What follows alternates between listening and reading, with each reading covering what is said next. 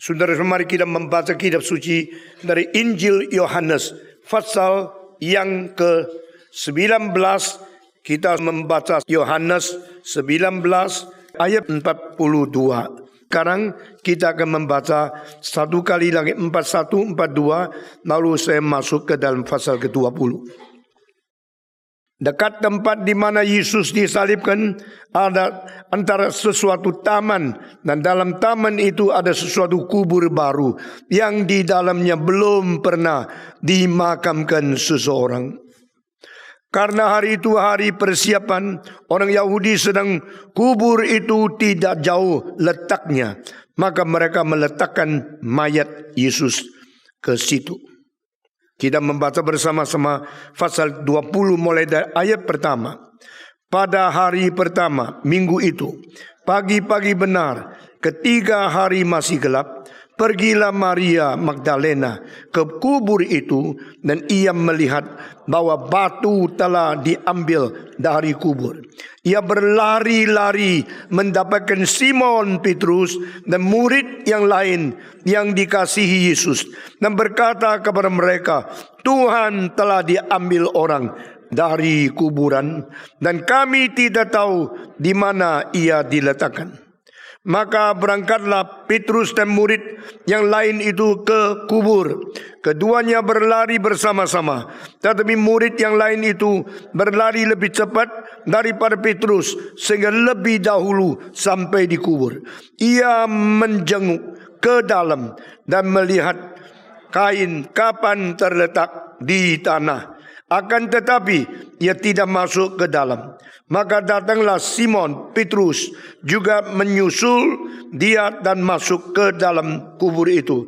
Ia melihat kain kapan terletak di tanah, sedang kain peluh yang tadinya ada di kepala Yesus tidak terletak dekat kain kapan itu, tetapi agak di samping di tempat yang lain dan sudah tergulung. Maka masuklah juga murid yang lain yang lebih dahulu sampai di kubur itu, dan ia melihatnya dan percaya. Sebab selama itu mereka belum mengerti isi kitab suci yang mengatakan bahwa ia harus bangkit dari antara orang mati. Lalu pulanglah kedua murid itu ke rumah. Pembacaan kitab suci sampai di sini.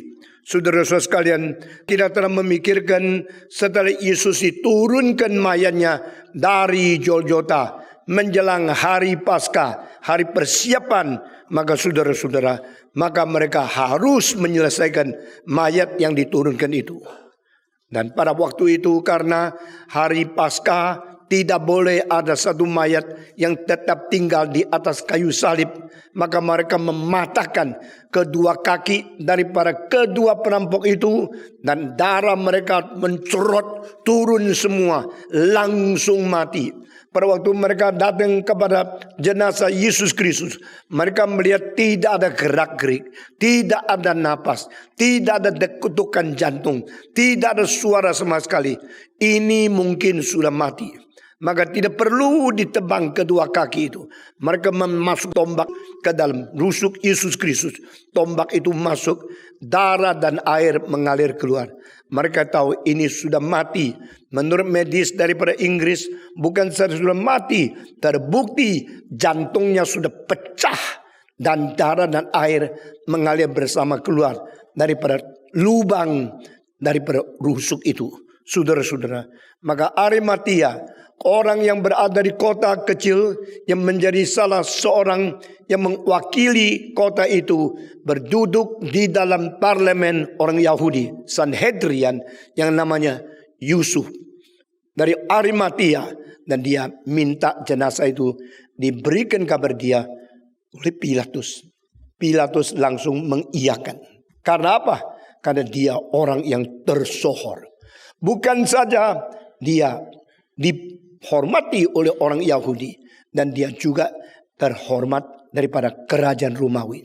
Saudara-saudara, Yusuf dari Arimatia menurunkan jenazah Yesus Kristus, dan Tuhan sudah menyiapkan dia untuk mengkuburkan Yesus di dalam taman yang dimiliki oleh dia sendiri. Saudara melihat ini satu keheranan bukan? Sebenarnya kenapa sih zaman itu ada orang yang namanya Yusuf yang dilahirkan. Dan dilahirkan harus sejaman dengan Yesus Kristus. Karena Tuhan mau pakai dia untuk mengerjakan satu hal yang penting. Dan hal itu yaitu menguburkan Yesus Kristus. Saya percaya hal yang dikerjakan oleh Yusuf itu beribu-ribu dari kecil. Bagaimana dia berada di rumah tangga, lalu dikirim ke sekolah, lalu dia besar, dia dewasa, mengikuti akan kebaktian-kebaktian pelajaran Taurat di dalam rumah sembahyang di Arimatia. Dan dia menjadi orang dewasa yang tersohor di seluruh kota. Lalu dipilih menjadi wakil daripada rakyat yang dikirim ke Yerusalem menjadi anggota parlemen di Sanhedrian. Ini semua yang dikerjakan tidak habis-habis. Seperti kamu sebenarnya kerja banyak. Tapi saudara-saudara, yang kau kerjakan seumur hidup, apa sih yang dipandang penting di mata Tuhan? Banyak orang kerja ribuan macam. Sampai sebelum mati baru sadar. Semua yang dikerjakan itu tidak perlu. Yang dikerjakan hanya untuk menyenangkan kehendakmu sendiri. Mengikuti rencanamu sendiri. Banyak orang sebelum mati sadar dua hal. Yang saya kerjakan sebenarnya ada hal yang tidak perlu. Kedua, yang saya harus kerjakan sebelum sempat kerjakan, sekarang saya harus mati. Lalu mereka meninggalkan dunia. Saudara-saudara, dari kacamata seperti ini saya melihat, saya menilai, dan saya memikirkan, merenungkan tentang Yusuf Arimatia. Apa yang dia kerjakan di dunia ini? Dan apa yang Tuhan mau dia kerjakan di dunia ini? Selama hidup berpuluh-puluh tahun. Mungkin dia umur 50. Mungkin dia umur 70. Alkitab tidak catat. Dan Alkitab tidak pernah catat siapa istrinya, siapa anaknya, apa usahanya, berapa banyak laba, berapa banyak uang yang diuntung. Alkitab sama sekali tidak bicara semua ini. Coba bicara waktu Yesus mati. Dia minta Pilatus mengkaruniakan mayat itu kepada dia. Lalu dia mengkuburkan di kubur yang berada di taman, di mana dia menjadi pemilik. Berarti seumur hidup yang Tuhan mau dia kerjakan sebenarnya cuma satu hal. Mengkuburkan Yesus. Untuk memungkinkan dia menguburkan Yesus, dia harus dikirim ke Yerusalem. Untuk memungkinkan dia mengkuburkan Yesus, dia harus mempunyai uang cukup banyak. Untuk memungkinkan dia mengkuburkan Yesus, dia harus pikir bagaimana membeli sebidang tanah dekat kota dan pintu gerbang daripada Yerusalem. Untuk memungkinkan dia menguburkan Yesus, dia beli taman itu dengan uang yang cukup banyak. Lalu di dalam taman itu dia mau gali satu lubang untuk kuburan. Demi memungkinkan dia mengkuburkan Yesus, dia pikir dia sedang membuat kuburan untuk diri. Besok kalau mati ada tempat untuk dikuburkan. Semua kemungkinan ini terjadi karena rencana Allah lebih tinggi daripada rencana manusia. Saudara-saudara, mungkin engkau sedang merencanakan studi selesai di Singapura, lanjutkan ke Perancis, atau ke Jerman, atau ke Amerika, atau engkau ke negara Jepang, atau tempat yang lain. Sesudah engkau selesai, engkau dapat gelar apa? Lalu engkau mulai bikin satu usaha, memperkembangkan ekonomi keluargamu, dan bikin sesuatu usaha untuk menjadi orang penting di dunia. Mungkin engkau sedang merencanakan, engkau menikah dengan orang siapa, lalu besok mempunyai berapa anak dan sebagainya. Saudara tahu tidak, di belakang semua rencanamu ada rencana yang tidak kelihatan, lebih besar, lebih penting dari apa yang kau inginkan, engkau tidak sadar. Itu sebab berdoalah, sadar atau tidak sadar, Tuhan, kiranya hidup aku dipakai oleh engkau. Tuhan, kiranya semua pekerjaan usahaku itu ada rencana kehendak Tuhan di dalamnya. Alangkah indahnya di dalam ribu-ribu kesibukan kita ada satu dua hal yang berada di dalam rencana Tuhan Allah. Alangkah indahnya yang kita rencanakan itu di dalamnya ada fokus yang Tuhan mau pakai kita menjadi hambanya. Alkitab tidak pernah mencatat lagi orang yang namanya Yusuf Arimatia selain saat Yesus dikuburkan. Dan setelah itu dia menghilang. Ini orang akhirnya mati di mana? Tidak tahu. Setelah itu dia pulang ke kampungnya, tidak tahu. Sesudah itu orang Yahudi marah sama dia. Kenapa engkau baik-baik mengkuburkan Yesus? Bukan dia musuh dari orang-orang yang bertorat? Bukankah dia orang yang melawan akan Yudaisme? Tetapi Alkitab sama sekali tidak catat. Cuma katakan sesudah selesai ini, lalu dia pergi dari Yerusalem. Tidak pernah muncul lagi. Taman itu akhirnya dijual atau dipakai orang lain, atau menjadi tempat kuburan dia sendiri, juga tidak dicatat. The only thing written in the Bible concerning the life of the Joseph of Arimathea, he buried Jesus. Dia mengkuburkan Yesus. Ini menjadi satu suasana, satu peristiwa, satu kesempatan yang Tuhan pakai dia. Saudara-saudara, kalau dari tema dan perspektif seperti ini, engkau menyelidiki Maria mengurapi Yesus dengan minyak narwastu. Itulah peristiwa yang paling penting selama dia hidup berpuluh-puluh tahun di dunia ini. Selama Yudas menjual Yesus, mengambil uang, akhirnya membeli tanah untuk kuburkan diri. Ini menjadi peristiwa yang paling rusak dalam hidupnya. Tapi ini dicatat dalam kitab suci. What do you do in your life? What is your planning in your life? Do you think you are the one who has the initiative to plan all your activity in your all span of life? Saudara-saudara, kiranya Tuhan membawa kita menyesuaikan hidup, kelakuan, aktivitas kita dengan rencana yang kekal itu. Yusuf Arimathea tidak ada guna yang lain kecuali dia dipakai Tuhan berbagian di dalam mengkuburkan mayat Yesus. Dia dipakai, uang dia dipakai, taman itu dipakai, kuburan itu dipakai. Alkitab di dalam ayat yang kita baca, kuburan itu ada kuburannya. Tak pernah menkuburkan siapapun. Orang pertama dikuburkan Yesus Kristus. Di sini Tuhan berhak memakai prioritas pertama segala sesuatu yang kau miliki. Ini yang saya lihat. You have a house, let Christ be the number one to occupy your house. You have everything in your privilege, in your property. Let Christ be the first one to have the right to live in it. Saudara-saudara, engkau mempunyai gelar, mempunyai pengetahuan, mempunyai segala sesuatu achievement dari akademik. Biar Kristus mempunyai hak utama untuk memiliki segala sesuatu yang adalah hal yang mulia bagimu. Karena dia Tuhan. Saudara-saudara, saya berkhotbah di tahun 1973 di Delaware, di dekat New York. Saya mengatakan, you all people are so highly educated here.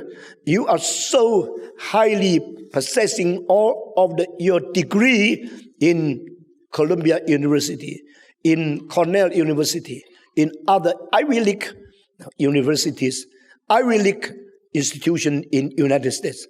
But I should tell you, the only one have the quality, have the privilege to use your mind and use your talent is the talent giver from above, Tuhan Allah. Banyak orang Kristen pikir kalau saya dapat gelar bisa dipakai oleh kantor telekomunikasi daripada Amerika, saya bangga. Kalau saya bisa dipakai oleh pabrik DuPont, saya bangga. Kalau saya bisa dipakai di dalam company of Ford, saya bangga. Tapi 50 tahun kemudian DuPont sekarang tidak lagi berjaya besar. Dan Ford sekarang sudah hampir bangkrut. Dan banyak Kodak sudah tutup pabriknya. Semua yang dulu paling jaya sekarang sudah satu persatu habis. What is man? Apa itu manusia? Kalau engkau bisa dipakai menjadi general manager yang terbesar, yang kira kamu hebat. Kalau engkau bisa dipakai oleh Microsoft, kamu hebat. Kita bukan dipakai Microsoft. Kita dipakai oleh Macro Heart. Saudara-saudara. Microsoft is only micro. Ini makro, saudara. Itu terlalu soft. Yang hard daripada Tuhan. Saya tidak pernah rasa minder kalau saya di dunia tidak ada kedudukan apa. Karena saya mempunyai pikiran. This is my Father's world. Inilah dunia dari Tuhanku yang menciptakan langit dan bumi. Berkata kepada Yesus, now I give you the right over all the heaven and earth. Kuasa lebih tinggi dari langit, lebih tinggi dari bumi, aku berikan kepada engkau semuanya. Dan Yesus berkata kepada murid, dengan langit bumi, kuasa semua sudah diberikan kepada aku mengutus engkau pergi ke seluruh dunia, kabarkan Injil.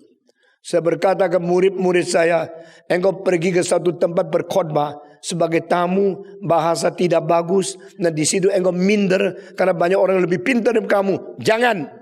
When you go to anywhere, when you stand up to preach the gospel, you should have this kind of mentality. This is my Father's word. My Lord is above all the nature, the creator of the heaven and earth. And I'm sent by Him with the power above heaven and earth. All the powers be given to Jesus Christ. And I'm sent by Him to speak to you the truth of life in the Bible. Saudara-saudara sekalian, siapa yang berhak memakai engkau? Siapa yang berhak memakai engkau?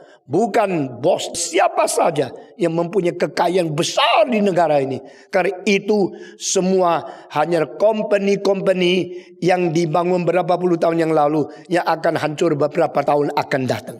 Itu saja. Temporal, contingent, not forever. Do not be proud. Tapi jika engkau dipakai oleh Tuhan yang menciptakan langit dan bumi seperti saya, di dalam hati saya tidak ada bos lain kecuali Tuhan Yesus. Amin. I have no boss besides Jesus Christ. I have no master besides Jesus Christ. I have no Lord besides Jesus Christ. I submit to Him the power above all, because He is my God. He is my Lord. Itulah sebab di dunia ini mungkin pendeta yang paling banyak mengajak pemuda-pemudi menjadi hamba Tuhan adalah saya.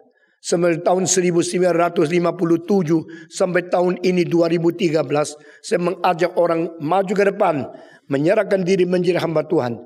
Yang sudah janji menjadi hamba Tuhan maju ke depan, jadi dia urus sama Tuhan. Saya berkata, saya sudah panggil orang maju ke depan lebih sampai sekarang hampir 300.000 orang selama 56 tahun setengah. Nah, di antara banyak sudah menjadi pendeta, penginjil, dosen teologi yang mengajar doktrin dan kaum awam di seluruh dunia. Karena saya mengajak mereka ikut saya melayani Tuhan yang paling tinggi di dunia. Saudara-saudara, siapakah yang berhak memakai engkau? Bos-bos dari company di dunia ini kah? Siapa yang berhak memakai masa mudamu? Engkau masih muda, ganteng, cantik, sehat, kuat. Kekuatanmu, talentamu, kesehatanmu, segala sesuatu rupamu yang bagus ini, yang memberi adalah Tuhan.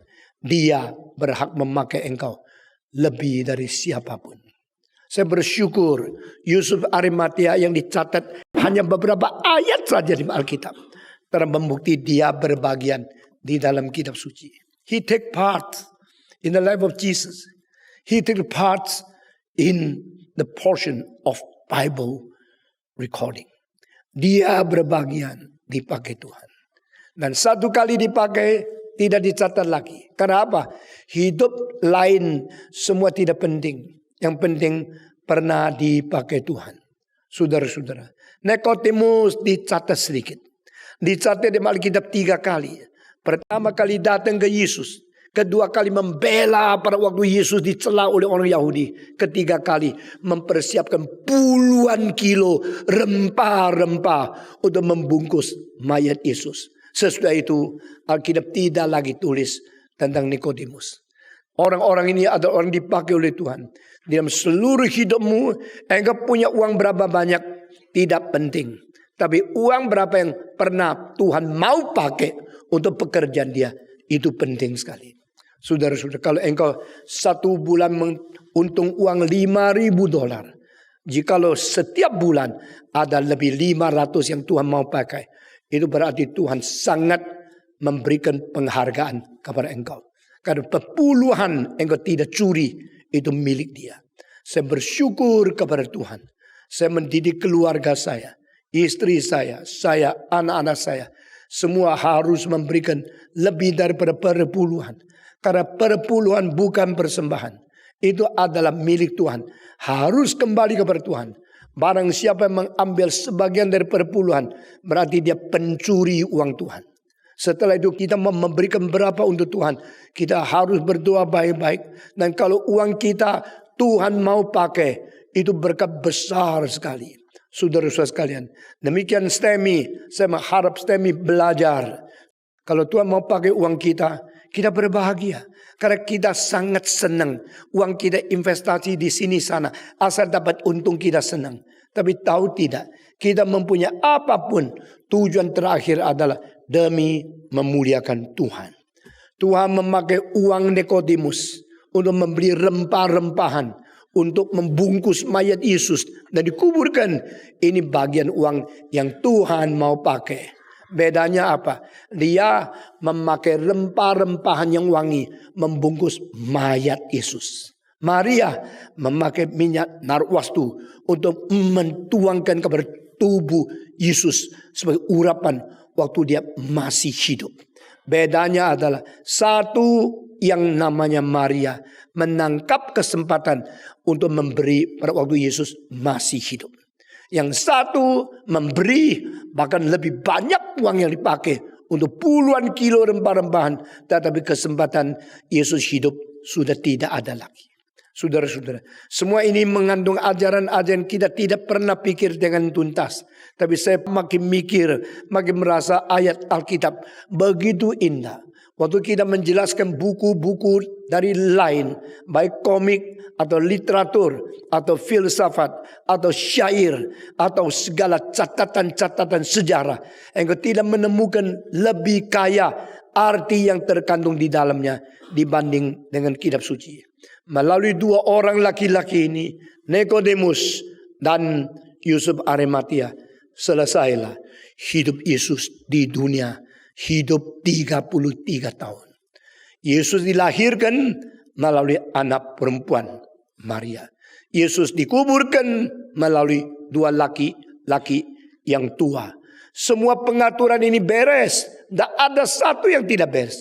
Kalau Yesus dikuburkan oleh perempuan, berarti perempuan mesti mencuci tubuh Yesus laki-laki. Jadi apa? Jadi Yesus dilahirkan oleh Maria, anak darah Maria, perempuan yang tidak menyentuh laki-laki. The womb of Mary, the virgin, become the starting point of the incarnated Christ.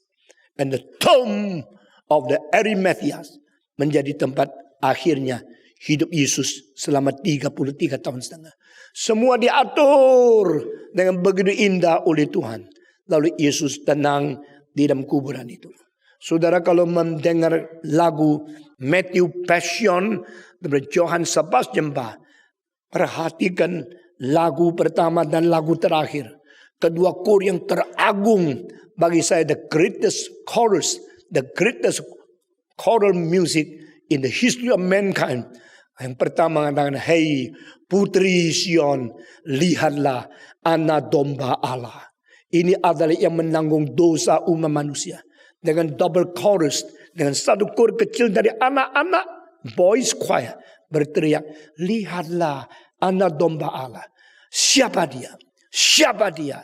Dia adalah anak Allah yang tunggal, jelma menjadi manusia. Lagu yang double chorus begitu indah, sahut menyahut, membuat kita digugah kembali. Satu drama kosmis yang besar sedang akan bersandiwara, akan dimainkan di dalam panggung sejarah umat manusia. Anak domba Allah akan muncul, akan dipaku di atas kayu salib, akan mencurahkan darahnya, akan mati mengganti engkau dan saya. Terus 3 jam kemudian setelah Matthew Passion selesai, satu lagu mengatakan, "In tears we come to you." Dengan air mata kami datang kepada engkau. Melihat engkau akan diletakkan di dalam kuburan. Engkau akan mengasuh di sini. Menunggu sampai hari kebangkitan. Engkau bangkit kembali.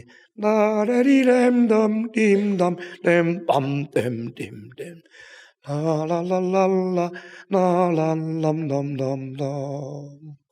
Saya setiap kali mendengar kedua lagu itu, saya seperti hatinya hancur.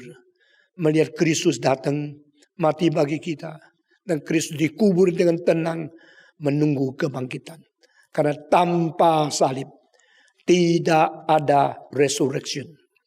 Tanpa sengsara tidak ada kemuliaan. Tanpa kematian tidak ada kebangkitan. Ini semua rencana Tuhan. Saudara-saudara, setelah dikuburkan di situ, maka semua pulang.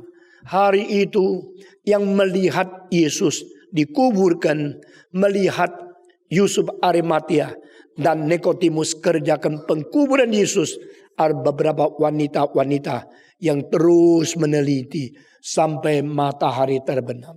Nah, inilah sifat wanita. Wanita lebih teliti, pria selalu kasar-kasar. Kalau saya naik di panggung kebaktian besar, ribuan orang, saya melihat tidak ada cangkir gelas. Saya tahu panitianya laki-laki. Laki-laki itu sudah kelihatan beres, foto bagus, sudah. Tidak peduli pengkhotbah aus atau tidak, perlu minum atau tidak. Semua laki-laki datang kebaktian pakai dasi, pakai jas, kelihatan kalau foto bagus. Tidak pernah teliti. Tapi kalau panitia di dalamnya ada wanita, pasti pikirkan, patong perlu minum loh.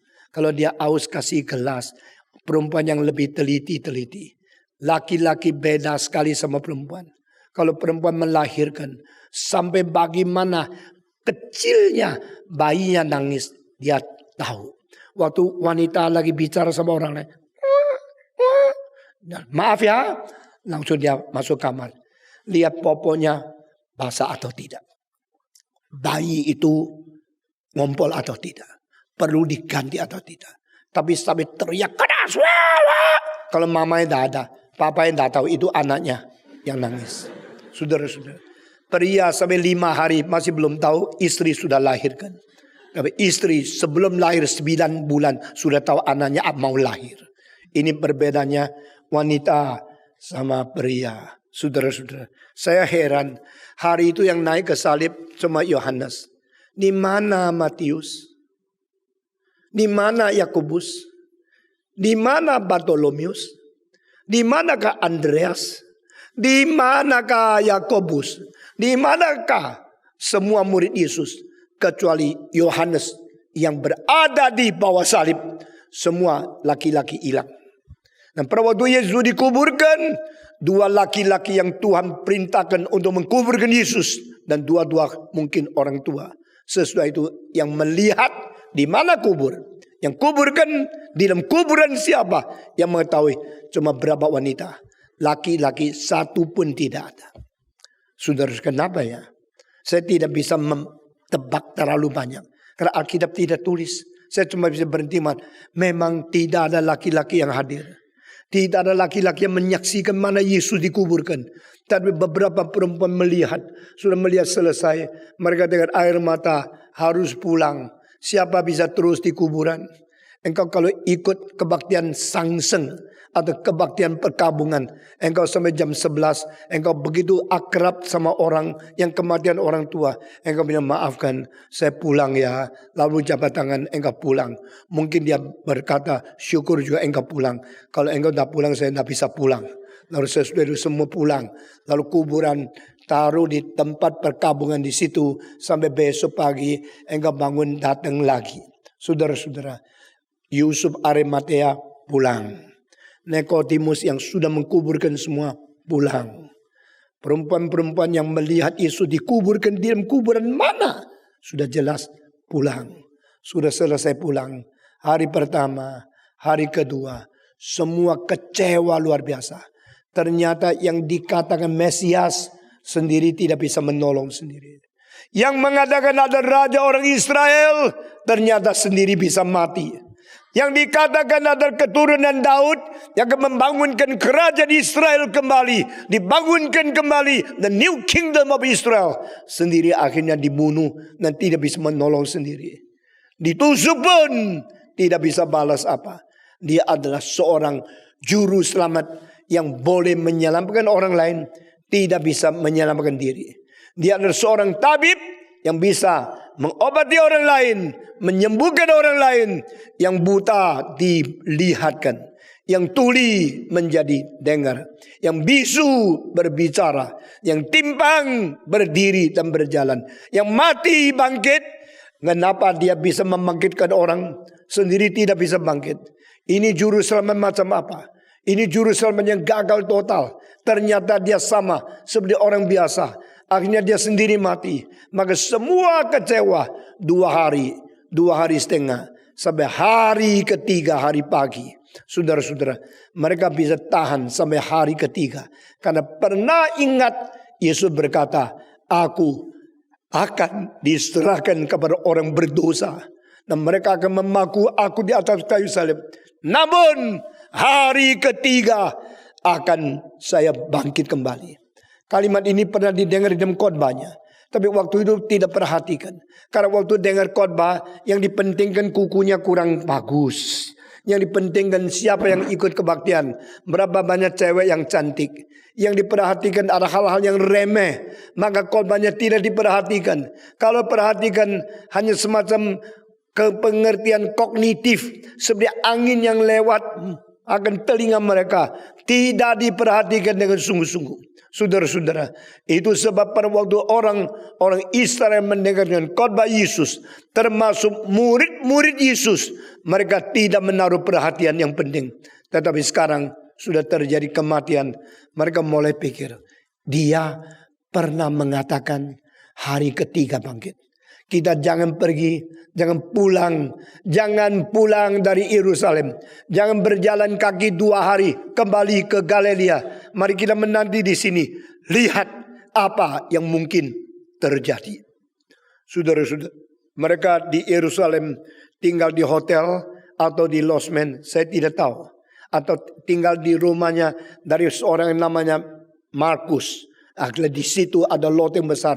Semua bergeletak kasur di tanah untuk tunggu di situ. Saya tidak tahu. Pokoknya mereka tunggu sampai hari ketiga pagi-pagi. Seorang yang tidak bisa tidur lagi, yaitu Maria Magdalena. Dia bangun pagi-pagi. Langit masih gelap, matahari belum menyingsing. Dia sudah cepat-cepat pergi ke kuburan. Kenapa? Karena dia masih ingat di mana Yesus dikuburkan. Saudara-saudara, hari itu pagi tidak ada orang bisa kembali ke situ melihat. Khususnya laki-laki. Karena tidak ada satu pria dari murid Yesus yang pernah mengetahui Yesus dikuburkan di dalam kuburan yang mana. Taman yang mana. Kubur nomor berapa. Di sebelah mana. Semua tidak tahu. Kecuali perempuan.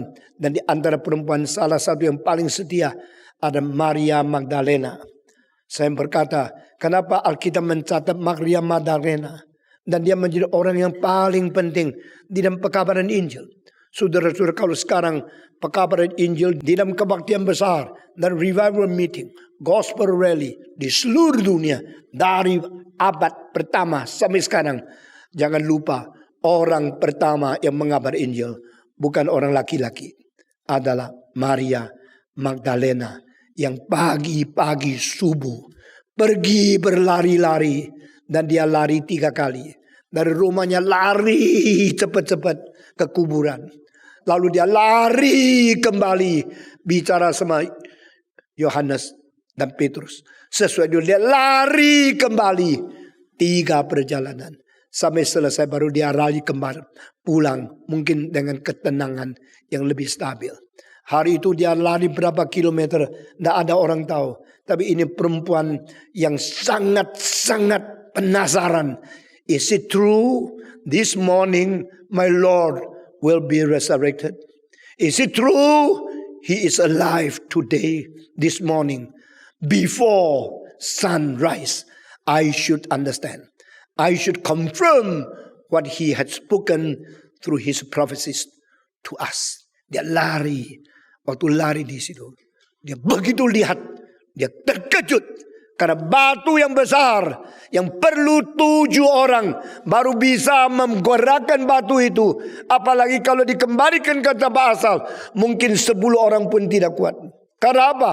Karena itu adalah satu got yang miring turun ke bawah. Batu yang berat itu digulungkan dengan berapa orang. Perlu tenaga yang besar sekali.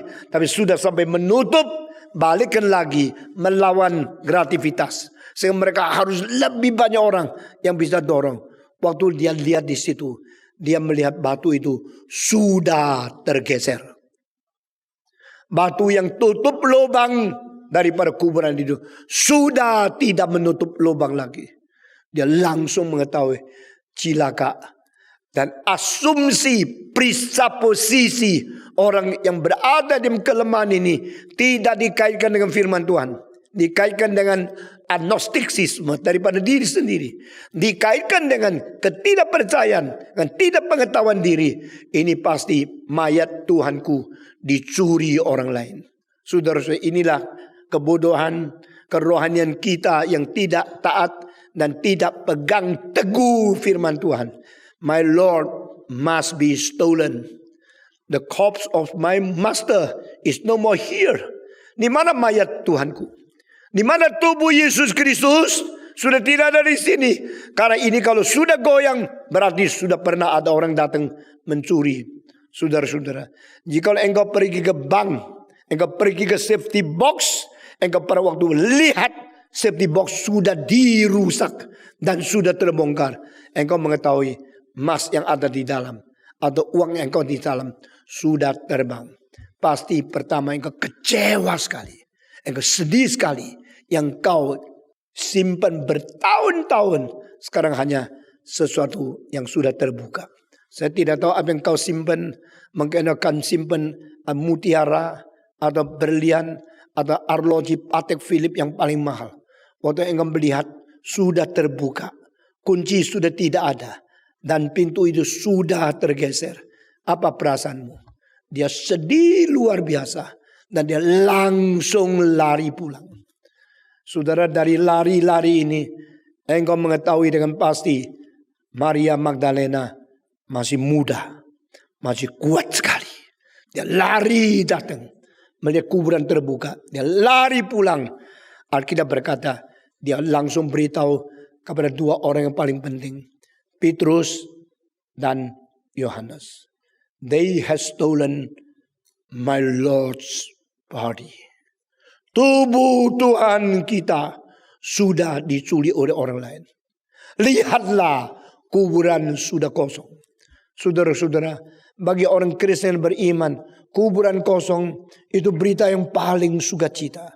Bagi orang tidak beriman, kuburan kosong berita yang paling mendukakan.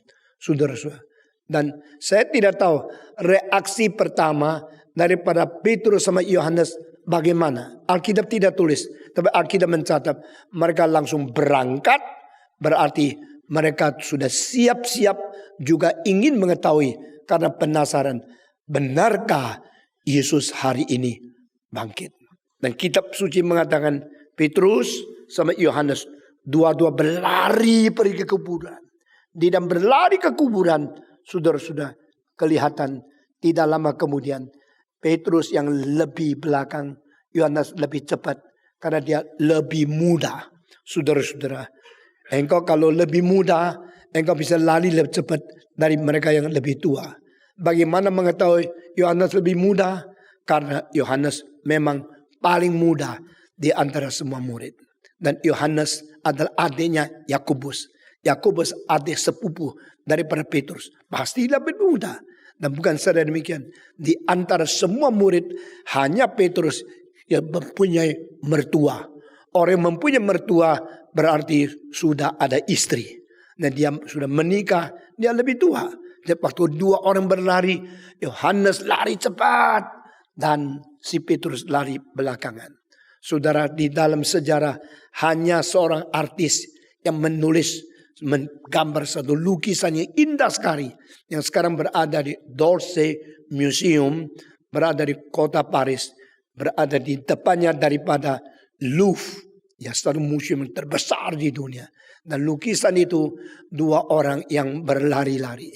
Yang di depan ada Yohanes yang serius, matanya sedikit sedih, tidak tahu apa yang terjadi. dengan perasaan penasaran, mau tahu. Dan tangannya begini, menuju ke depan. Angin meniup. Waktu angin meniup, rambut dia terbang ke belakang. Dia mau tahu, what is happening now? I'm so eager to know. I want to know now. Dia berlari di situ. Dan di belakang dia ada Petrus yang dilukiskan sangat tua. Matanya melotot besar. Mau mengetahui. Saya baca literaturnya. Pelukis ingin mengutarakan Petrus terlalu sedih. Karena dia pernah 3 kali menyangkal Yesus. Maka kalau Yesus sekarang bangkit, apakah Yesus mau mengampuni dia? Dia sudah dipaku, sudah mati di atas kayu salib. Sekarang hari ketiga, apakah dia bangkit? Kalau dia bangkit, apakah dia mau mengampuni saya? Saya ingin tahu, saya ingin melihat. Tapi dia tidak kuat, maka larinya lebih pelan sedikit. Dia punya itu misai, kumis, dan rambutnya juga terbang karena angin yang besar.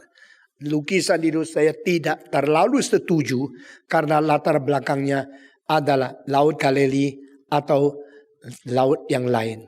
Padahal di Yerusalem, kalau mau pergi ke kuburan dekat Yerusalem punya pinggir, di situ tidak mungkin ada laut. Itu lukisan dalam satu aspek yang saya sama sekali tidak setuju.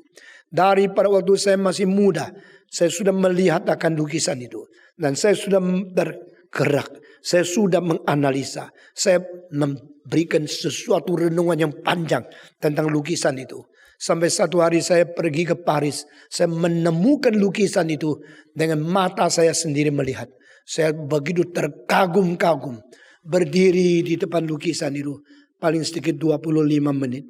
Merenungkan apa yang terjadi hari Yesus bangkit pagi-pagi itu.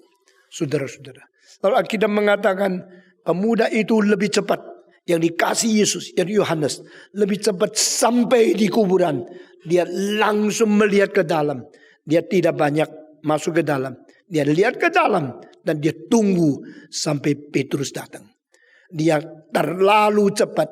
Terlalu penasaran. Mau cepat tahu. Maka dia datang. Sudah datang. Dia menghargai orang lebih tua dari dia.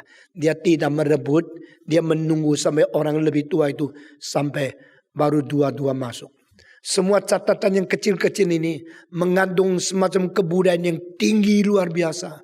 Saudara-saudara, banyak orang membaca kitab suci tidak teliti, tidak perhatikan urutannya, sopannya, kenapa begini, kenapa menunggu. Tadi ini semua sudah dicatat, sudah tersimpan rahasia-rahasia kebudayaan yang tinggi. Yang seharusnya anak muda belajar dari firman Tuhan. Saudara-saudara, dua-dua sudah sampai. Dua-dua masuk. Dan Alkitab mengatakan berapa hal. Yaitu mereka tidak lihat apa-apa. Tapi lihat 2 barang yang berada di situ. Yaitu kain kapan yang sudah tergeletak di tanah. Dan kedua adalah bungkusan kepala yang tergulung. Di sini terjemahkan sudah digulung.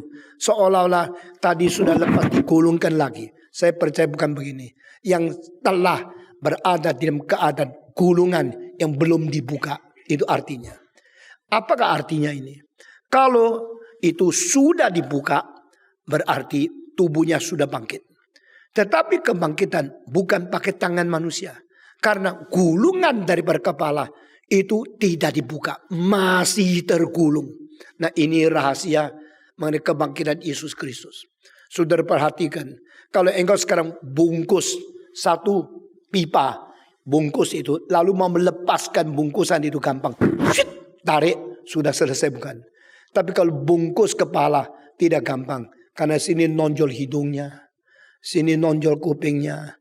Sini nonjol dagunya. Lalu sudah bungkus habis. Mau buka kecuali potong atau lepas. Ini baru bisa buka dengan baik-baik. Yesus Kristus yang digulung dengan kain kapan kira-kira 45 meter. Dengan bungkusan rempah-rempahan kira-kira hampir 50 kilo rempah-rempahan itu. Itu bungkusan sudah diikat dengan kain, cairan darah campur rempah-rempah. Rempah-rempah itu lengket dengan kain. Kalau sekarang mau lepas bagaimana? saudara-saudara, gampang bungkus, susah lepas. Saudara-saudara, engkau buka batang saja. Engkau melihat sesudah dibuka kembalikan lagi, tidak karu-karuan. Tidak gampang. Batang itu 4 sudut, dibungkusnya, tali tidak gampang lepas. Itu penemuan cara ngepek yang luar biasa dari orang Tionghoa yang kuno. Kalau mengepek kepala bukan batang loh. Ini kepala orang. Lalu kain sudah mengepek, mau buka. Wah, kecuali potong semua kain itu. Atau lepas semua puluhan meter itu sampai selesai. Tidak bisa. Tapi Alkitab mengatakan bungkusan kain kepala masih tergulung di situ. Ada satu ayat yang indah. Maka murid yang dicintai Tuhan melihat. Begitu lihat, langsung dia percaya. After he saw that, he believed. Apa sebab? Yohanes Pembaptis pertama murid yang langsung menaruh kepercayaan, Tuhanku bangkit. Karena apa? Dia kalau dirampas mayatnya pasti dibuka dulu. Kalau dibuka pasti tercecer, tak karu-karuan. Kainnya dipatah-patahkan atau dipotong-potong, digunting. Tapi bukan saja utuh, tetapi dia bentuk masih tergulung. How can it be? Ini tidak mungkin. Ini membuktikan Yesus bangkit dan bekasnya masih ada di sini. Saudara-saudara, engkau kalau mengetahui bagaimana memakai pakaian untuk mayat yang sudah mati, engkau mengetahui buka lagi dah gampang. Karena kalau papamu meninggal dunia atau engkongmu meninggal dunia, engkau cepat-cepat cuci badannya, pakai pakaian, jangan tunggu. Di Surabaya ada satu anak perempuan yang papanya mati. Lalu dia sendirian. Minta tolong gereja. Bantu dia. Lalu gereja, yuk cuci dulu badan engkau, bapamu itu. Lalu sesudah itu, ini pakaian untuk dia pakai cepat-cepat. Lalu dia tidak berani cuci badannya papa sendiri. Ketakutan kalau papa marah. Padahal papa sudah mati. Saudara-saudara. Lalu sudah cuci selesai. Dia tidak berani pakai pakaian. Ini seorang perempuan, anak kecil, umur kira-kira belasan tahun, memakai pakaian untuk papanya. Dan dia tunggu-tunggu, nangis terus nangis sampai pagi jam 4. Lalu seorang pendeta datang, tanya sama dia, sudah pakai belum? Belum. Kenapa belum pakai? Takut. Jadi akhirnya, mari kita cepat-cepat pakai. Dia bilang, kenapa mesti cepat-cepat? Jawaban, kalau tidak cepat, jenazah akan menjadi kaku. Sudah kaku, tidak bisa pakai baju. Saudara-saudara, kalau sekarang pakai baju, sementara mayatnya masih diginikan, masih dimasukkan. Kalau ini mengginikan, masukkan. Tapi dia tidak pakai baju. Sampai jam 5, jam 6 pagi, papanya sudah kaku sekali. Tidak bisa pakai baju. Masukin sini, situ melocot keluar. Masukin yang sini, situ keluar. Akhirnya bagaimana? Tidak ada orang bisa pakaikan baju. Karena sudah kaku mayatnya. Saya dengar sampai penasaran gimana ya. Ya kalau terjadi hal seperti ini pendeta mesti bagaimana. Lalu saya tanya akhirnya dipakai baju atau mana bisa tidak pakai baju masuk ke dalam kuburan atau ke tempat peti telanjang. Mesti pakai baju kan. Mesti pakai baju. Akhirnya dipakai enggak? Dipakai. Bagaimana cara pakainya? Waktu dia ngomong saya kaget setengah mati. Saya sambil ketawa, sambil menghormati bijaksananya, sambil kaget tidak tahu bagaimana untuk mengerti. Bagaimana caranya? Tidak bisa, tangannya tidak mau angkat, tidak bisa pakai. Jadi semua baju tidak bisa pakai. Lalu akhirnya dipakai. Bagaimana pakai? Gitu loh. Oh, saya mau dengar gitu loh itu apa ya? Bajunya itu dipotong, lalu dipakai dari depan, lalu disempit dari belakang. Belakang tidak dijahit lagi. Itu caranya begini. Jadi baju itu bukan begini, tapi dibalik. Depan jadi belakang, belakang jadi depan begini. Lalu dipakai. Belakangnya pecah, lalu belakang sudah dipotong, sudah dimasukkan, diselempit-selempit. Kelihatan pakai baju, padahal tidak pakai dengan beres. Kalau Yesus Kristus bangkit, adalah kebangkitan dari Tuhan. Baru mungkin kebangkitan itu beres. Jika Yesus Kristus bangkit, adalah tubuhnya dicuri oleh orang lain. Pasti itu bekas, itu dipotong dakar-karuan. Saudara-saudara sekalian. Semua ini kita lihat daripada kebesaran Tuhan. untuk membuat segala sesuatu diatur demikian rupa. Kita bersyukur kepada Tuhan. Ini saya pasang lagi sudah ada karu-karuan. Itu sebab kalau Yesus bangkit sudah ada karu-karuan. Kalau kain kapannya bisa diatur dengan baik. Saudara-saudara sekalian. Dengan demikian maka Yohanes mempunyai IQ yang tinggi sekali. Dia mempunyai kesimpulan konklusi. Tak mungkin Yesus dicuri badannya lalu kain kapan masih tergulung rapi di sini. The only proof he is truly risen with a spiritual body above the bondage of the material nature. Yesus mempunyai tubuh yang sudah bangkit melampaui satu natur daripada materi yang mengikat. Dia bangkit menjadi tubuh kebangkitan. Kita bersyukur kepada Tuhan. Dia langsung percaya. Lalu setelah mereka lihat ini, dua orang ini, mereka pergi dari tempat itu. Lalu mau mengatakan apa kabar kawannya? Coba bayangkan, kalau mereka sudah pergi, mau bicara apa?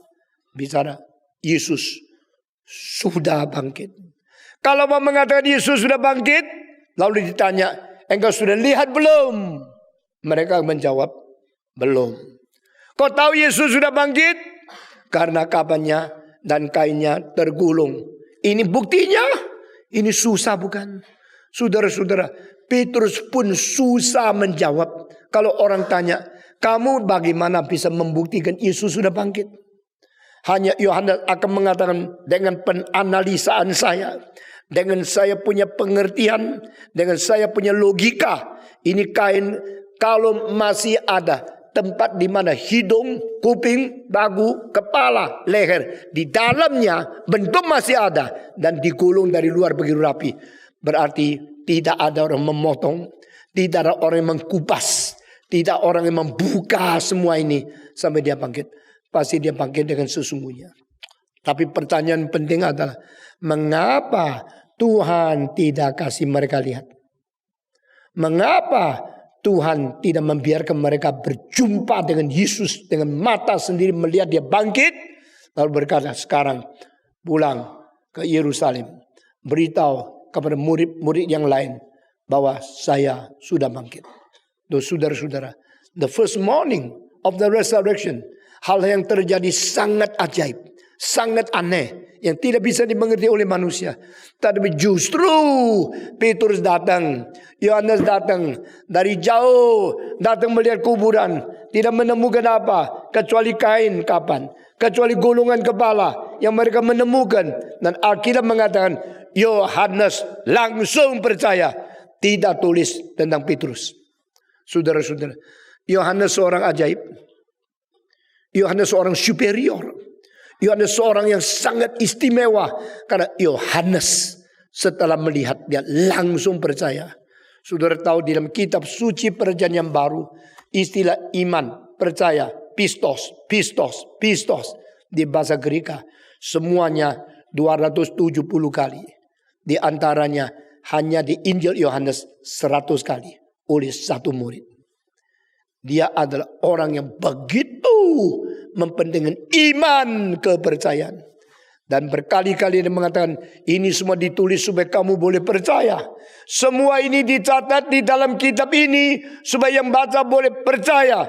You may believe.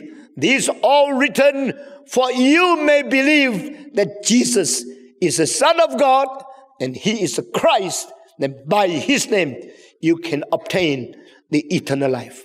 Yohanes mempunyai tulisan firman supaya orang membaca, orang mendengar melalui firman yang didengar, firman yang ditulis, engkau baca, engkau mendapatkan iman, iman, iman. The faith comes by hearing. Iman datang dari pendengaran. Pendengaran datang daripada firman tentang Yesus Kristus. He is writing something concerning the Son of God. He is writing something to witness the Son of God. Dia berbicara tentang Yesus Kristus. Iman.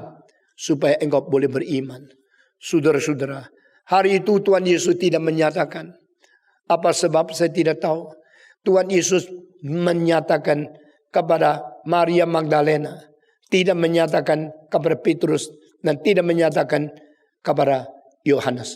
Meskipun pagi itu yang pergi ke kuburan ada 3 orang. 1 perempuan yang lebih dahulu dan 2 laki-laki yang mendengar lalu menyusul. Saudara-saudara. Tapi pagi itu Tuhan hanya menyatakan diri kepada yang perempuan Maria Magdalena. Tuhan tidak menyatakan kepada Petrus dan Yohanes. Apa sebab? Saya tidak tahu. Apakah perempuan lebih penting? Tidak.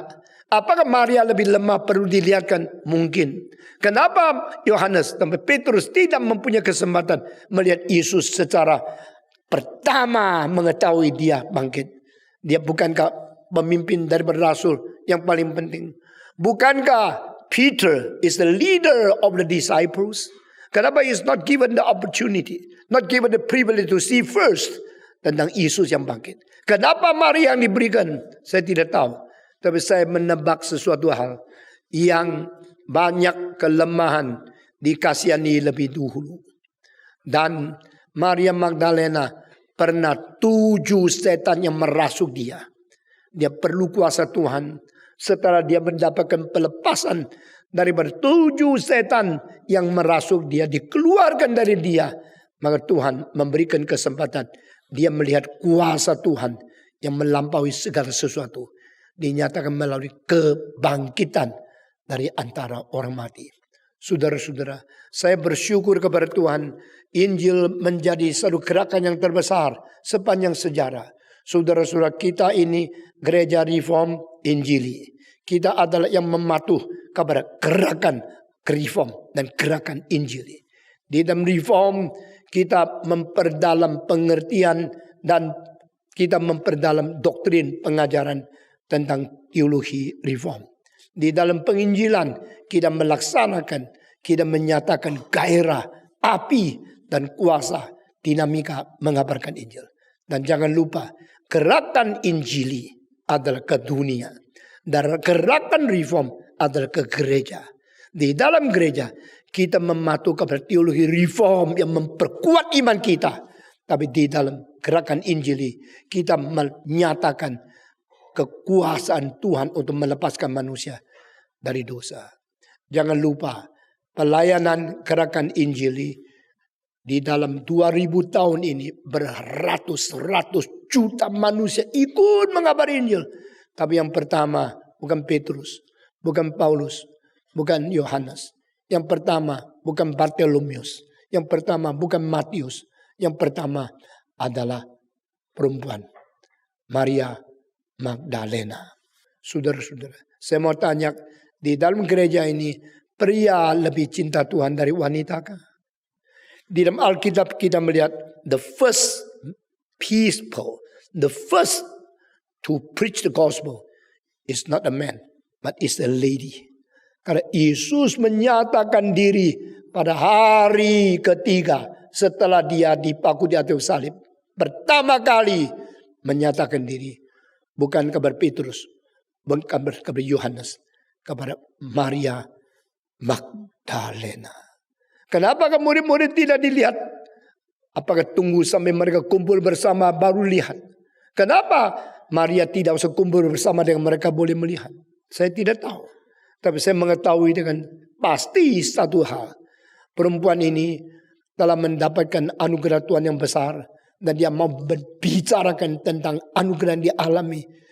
Biar dia lihat dulu. Karena anugerah Tuhan sangat memberikan kepada orang yang lemah. Lebih daripada yang lain. Saudara, kalau membandingkan perampok di atas kayu salib.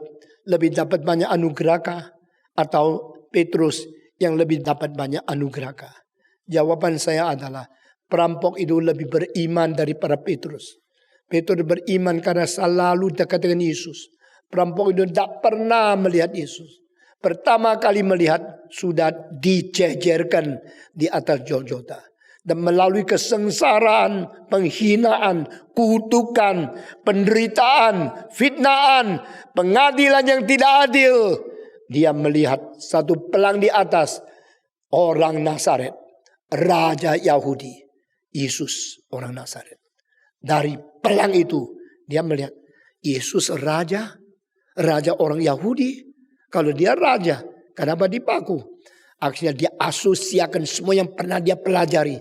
Perampok ini perampok orang Yahudi yang pernah dari kecil mempelajari firman Tuhan. Di dalam rumah sembahyang dia sudah baca saja ayat, tapi dia seorang yang tidak peduli hal-hal rohani, tidak peduli apa pekerjaan Tuhan. Dia cuma tahu rampok, dapat duit, dapat laba, dapat keuntungan besar, bisa kaya, hidup sudah berarti. Dia seperti orang yang rakus dan habis-habis maunya uang saja di dunia. Seperti banyak ekonomi yang dijajah oleh binatang-binatang ekonomi yang selain uang tidak ada interest kepada apa saja. Tetapi pada saat dia melihat inilah orang Nazaret, Yesus Nazaret, raja orang Yahudi dengan bahasa Greka, bahasa daripada Latin, Romawi, dan bahasa daripada Yahudi ditulis. Dia sambil dipaku sambil baca. Akhirnya dia mempunyai iman. I believe he will be the coming king. He will return with his kingdom. Dan dia mengatakan, Yesus, ingatlah aku saat engkau kembali lagi dengan kerajaanmu. Artinya, when your kingdom come. Kita semua berdoa begini kan. Allah yang berada di surga, Bapa yang berada di surga, dipermuliakan namamu. Lalu kalimat selanjutnya apa? Datanglah kerajaanmu. Apakah ini ucapan kita atau iman kita? Apakah ini kognitif pengertian kita atau rohani kita yang mengharapkan dia datang? Bagi perampok ini, immediately he got the faith to believe Jesus will be coming king, will return with his power, return to establish his kingdom. Mengatakan, ingatlah aku pada waktu kerajaanmu engkau peroleh dan kembali ke dunia. Yesus langsung mengatakan, dengan sesungguhnya aku berkata kepadamu, hari ini juga engkau bersama dengan aku di dalam perjamuan Firdaus. Saudara-saudara, kenapa more than Peter? Kenapa prior than all the disciples? Kenapa perampok lebih mendapatkan janji untuk bersama dengan Kristus di Firdaus lebih dahulu daripada semua muridnya? Karena orang yang lemah dikasihani dulu. Saudara-saudara, saya mau tanya, anak terhilang dibawa oleh papanya kembali, diterima sebagai anak lagi, langsung diberikan cincin, diberikan kasut, diberikan jubah, dipotongkan sapi yang tambun supaya menerima dia sebagai yang terhilang sekarang kembali, yang mati sekarang pembangkit. Saudara-saudara, kakaknya yang tidak pernah pergi daripada ayahnya justru tidak diperlakukan seperti ini. Kenapa? Saya tidak tahu. Tapi Tuhan sangat mengasihani orang yang berdosa, yang lemah, yang mau bertobat. Demikian Maria Magdalena yang pernah dirasuk 7 setan, hari ini menjadi orang pertama yang mengetahui Yesus bangkit pula dari antara orang mati. What a privilege is given to the unworthy man. Saya sebagai hamba Tuhan, saya mengetahui banyak orang Kristen yang baik. Tapi saya sangat mengindahkan, sangat menghargai jikalau orang rusak yang kembali. Jika orang berdosa yang bertobat. Jika orang yang sungguh-sungguh sadar dia diampuni. Dan dia sungguh-sungguh mau bersyukur kepada Tuhan. Mau bersaksi bagi Tuhan. Itu orang-orang seperti itu yang akan dipakai oleh Tuhan menjadi yang memberitakan Injil. Di dalam surga Allah berkata, let my son make a decision to choose whom to be the first preacher, to proclaim the gospel, the good news of the whole world. Berita Injil pertama dikabarkan kepada seluruh dunia, bukan dari pria, dari wanita, Maria Magdalena. Saudara-saudara, Petrus, Yohanes sudah melihat kuburan kosong, mereka pulang, beritahu kepada yang lain. Tapi Maria tidak mau pulang. Hari ini kita khotbah sampai di sini saja. Mari kita berdoa bersama-sama. Bapa di dalam surga, kami berterima kasih. Engkau adalah Tuhan yang hidup. Engkau adalah Tuhan yang rela mati. Dan Engkau membuktikan hidupmu melalui mati dan akhirnya bangkit pula. bangkit pula dari antara orang mati, membuktikan engkau adalah anak Allah yang kekal. Engkau adalah firman yang inkarnasi, dengan sengaja turun ke dalam dunia, bersalut dengan daging dan darah, supaya melalui kematian engkau khusus datang untuk tujuan dimatikan, membuktikan engkau tidak bisa mati. Engkau melampaui kuasa kematian. Engkau menghancurkan kuasa kematian, yaitu iblis, melalui engkau disalib di atas Golgota. Kami berterima kasih. Kiranya cinta kasih-Mu, anugerah-Mu, dan kebenaran bijaksana yang tersimpan di dalam Injil-Mu yang kami dengar terus menerus hari ini membuka hati kami, mencerahkan jiwa kami, dan membawa kami menjadi orang beriman kepada Kristus yang mati dan bangkit bagi kami. Dengar doa kami Tuhan. Kami berterima kasih dalam nama Yesus Kristus, penebus dan juru selamat kami yang hidup. Amin.